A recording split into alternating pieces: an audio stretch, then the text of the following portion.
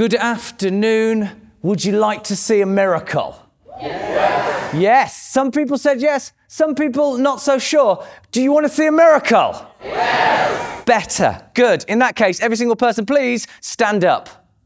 Come on, let's not groan.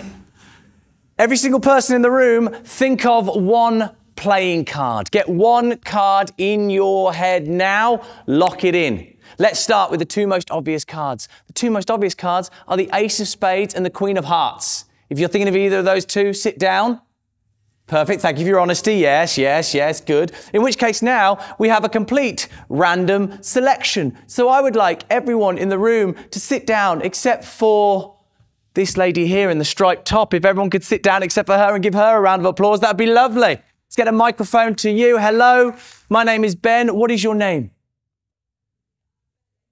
One more time. Benedict. We'll get the mic on in a second, Benedict. But Benedict, be honest, have me and you set this up? No, that was, otherwise we'd have practiced the mic thing a little bit. No. Benedict, lovely to meet you. You are thinking of a card. My job is to guess the card in your mind, Benedict. So it could have been a red card or a black card. Don't tell me. Good. All right, I think I've got it. I'm going to tell you the card in your head. Please be honest. The card in your head, Benedict, is Seven of Hearts. No. You can't hear it in the mic. She said yes. No, she said no. What was it, Benedict? The Five of Hearts. Five of Hearts. See, here's the weird thing.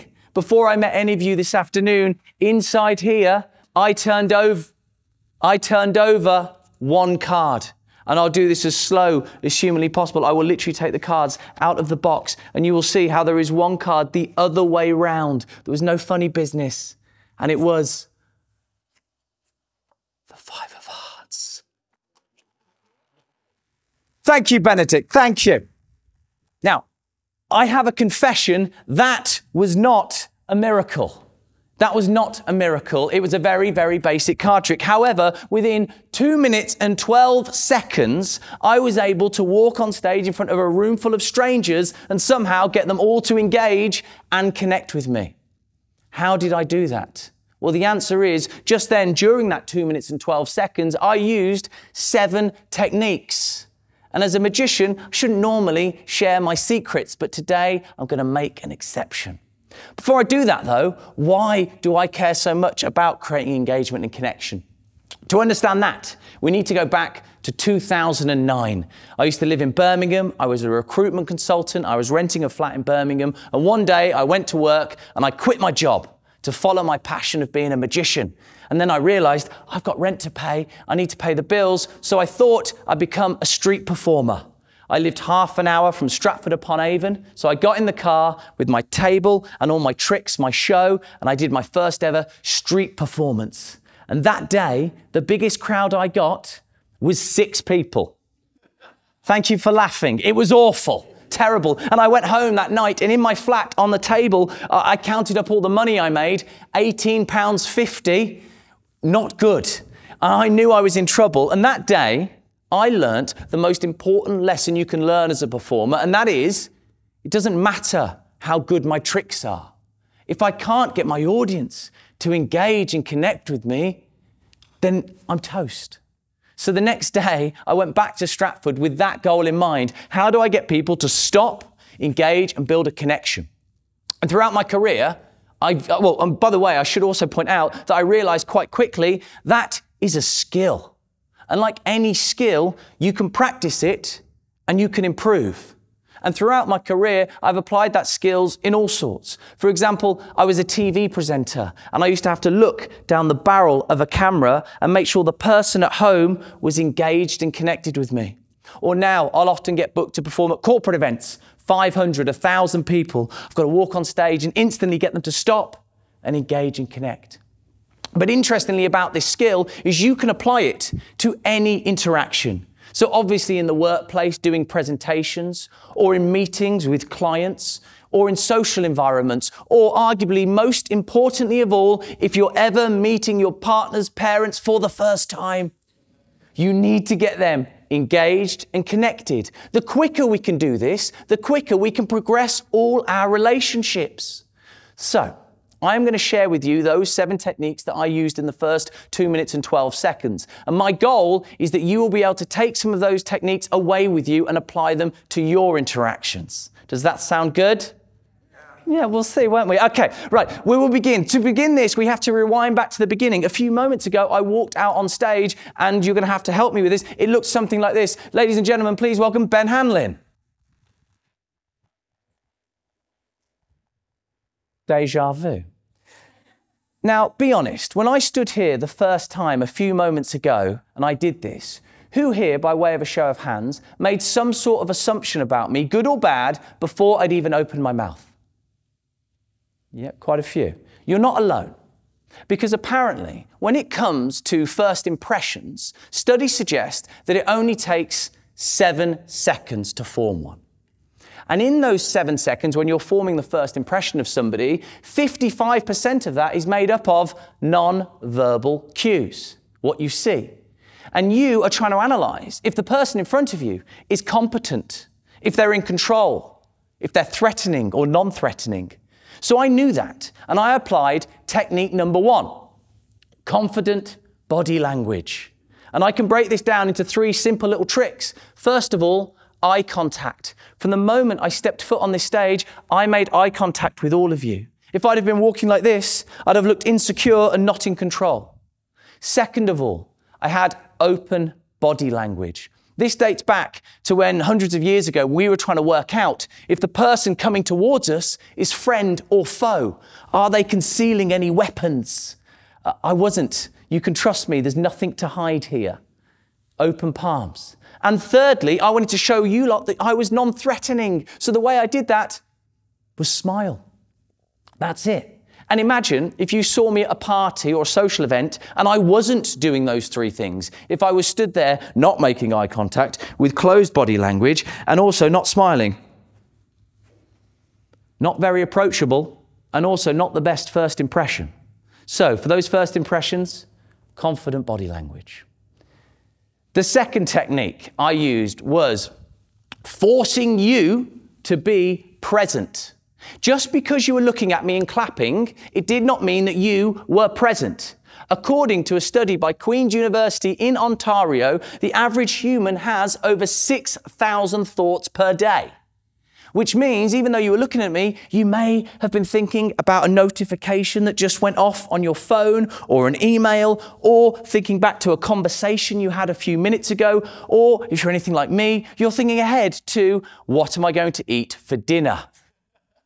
That man knows, yes. I don't know what you were thinking, but what I do know is I have to disrupt that thought and force you to engage with me.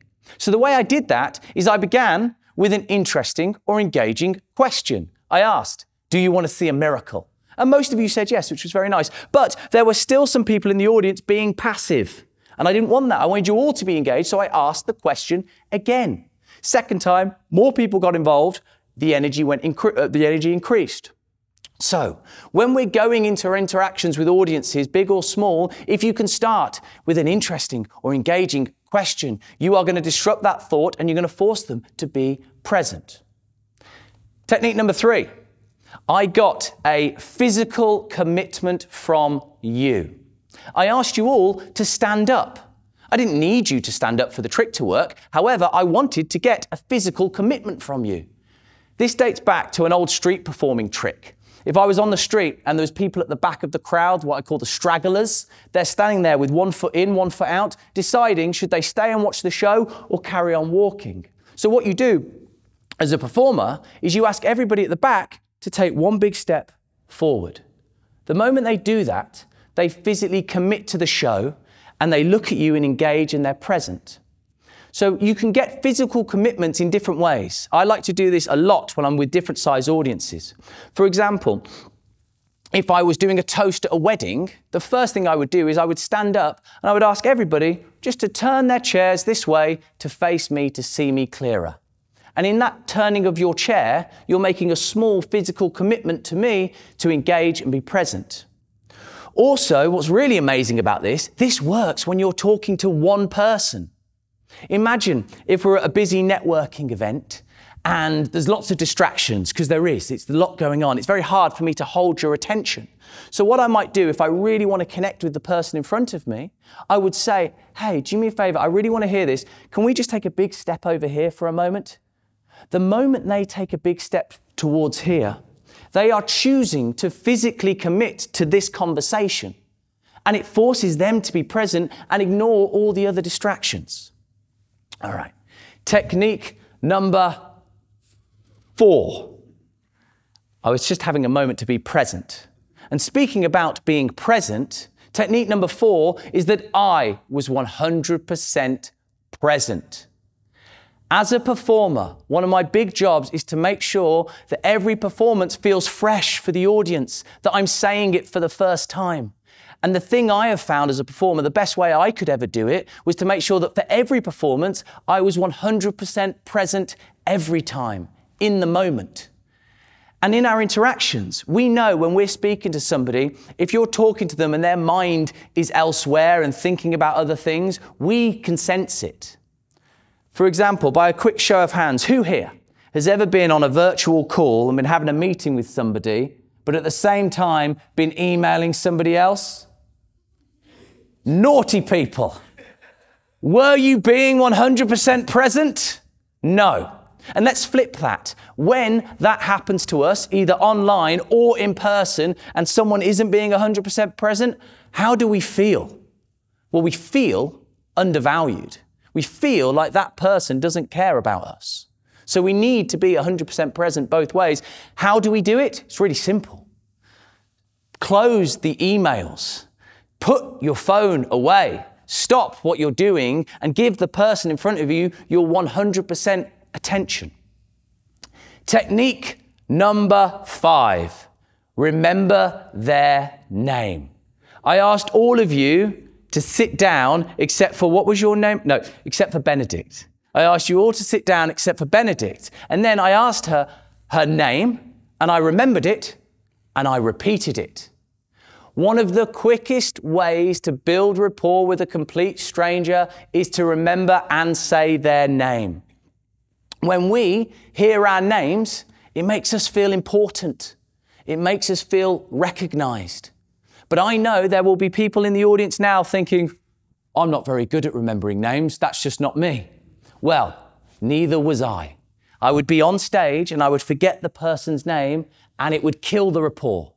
And I knew I had to fix that. So I started practicing and I realized remembering somebody's name is a skill. And what have we learned about skills? You can practice them. They can be improved. The best technique I've got for remembering a name is what I like to call use it or lose it, which means when I ask somebody their name, I have to use it 2 to 5 times in the first minute, otherwise I will lose it. That's my technique. So I asked Benedict your name. I said, hello, Benedict. Hey, Benedict, you've picked a card. It could have been a red card or that. Yeah, okay, so Benedict, the card. I'm naturally just weaving it in the first minute, that 3 to 5 times. Once I've done that, it's now locked in. Not forever, but long enough for this interaction to take place. Sorry, Benedict. I'll see you in 2 years. Hello, Benedict. So that is use it or lose it. Remember their names. Technique number 6. Be positive. Throughout that, oh no, I just realized that's happened. I don't know what's happened there. Anyway, a bonus technique. Things are going to happen. Roll with the punches. No, technique number 6, be positive. Throughout that entire 2 minutes and 12 seconds, I was 100% positive. If you give people a good, positive first experience, they'll come back for more. But here is the thing. I love this phrase. We are either radiators or drains. A radiator gives off energy, and a drain sucks the energy out of the room, and it sucks the energy out of us. Who would you rather spend your time with? So when you are meeting people for the first time and you want to build that connection, try and be a radiator. A radiator always finds the positives. Even if you're having a bad day, you're late, you've overslept, you've had a flat tire. If somebody asks you for the first time, you're meeting them, you're trying to build rapport, how is your day going? You focus on the positives. You say, It was a bit tricky to begin with, but I'm here now and I'm looking forward to X, Y, and Z. Find the positives. And technique number 7, arguably the most important technique. If you were to ignore everything I've said up to now, that would be a shame. But if you just did this, it would transform your interactions, because technique number 7 is care about your audience. How do I trick my audience into thinking that I care about them? I don't trick them. Every time I am in front of an audience, large or small, in that moment, at my core, I genuinely care about that audience. And when you go into a situation with that mindset, instantly you are less interested in yourself. You're less interested in what you can get from the scenario. And because you care, you're now interested about them.